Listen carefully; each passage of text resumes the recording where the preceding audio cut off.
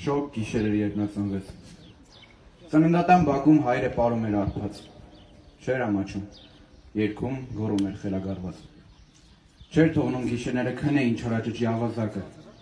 Ցերեկներն էլ պիտի հսկեին, որ քայլելիս չընկներ ձագը։ Երբ նա խոսեց աշխարհն իր հորինն էր, շատ հպարտ էր, չէր երգում։ Առաջինը պապա բառն էր, էլ ինչ էր պետք օրն այս կյանքում։ Շուտ մեծացավ, դպրոց գնաց, կոշիկ կոստյում գնեց հայրը։ Ու դպրոցի մուտքի դիմաց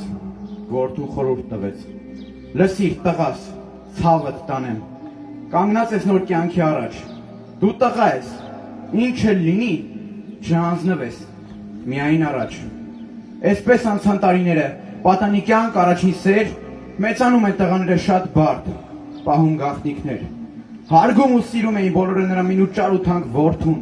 էլ ինչ էր պետք ասուն հորը, փառք էր տալիս Տեր Աստծուն։ Նամակ ստացան մի օր թաղամասի զինքոմից, տղամարդ էր որդին արդեն, ում կանչում են բանակից։ Ճաղատ գլուխը պաչեց ու ասաց իր որդուն. 2 տարի է, բան չկա, շուտ ծառայի ու արի տուն։ Պապ ջան, իզուր չմտածես, ես արդեն մեծ եմ դարձել, վարկյան անգամ չկասկածես, գիտեմ, ստիս ճիշտ կամել։ Ով ծնող է կհասկանա, երբ զավակիդ չես տեսնում, կյանքից ժամը սպասումի մեջ, երկար տարի է դառնում։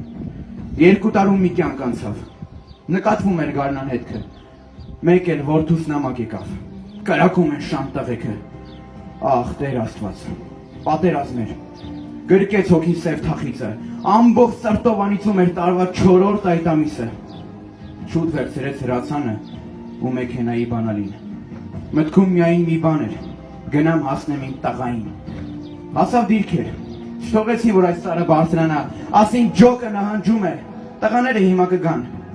Եկավ ջոկ ու ջոկի հետ մի ջահել սպա վիրավորված, փամփուշտները վերջացել են, նահանջել ենք ստիպված։ Բա իմ բալեն որտեղ մնաց, ուր թողեցիք իմ Աստծուն, կյանքս կտամ միայն թե շուտից մոտ բերեք իմ տղուն։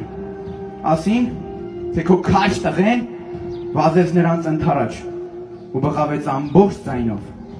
չհանձնվել, միայն առաջ։ Էլ չի քնում խիղճը նրա ու թվում է զուրը ապրում։ Որդուն կորցրեց, նոր հասկացավ, չկա հաղթող պատերազմ։ Բրավո։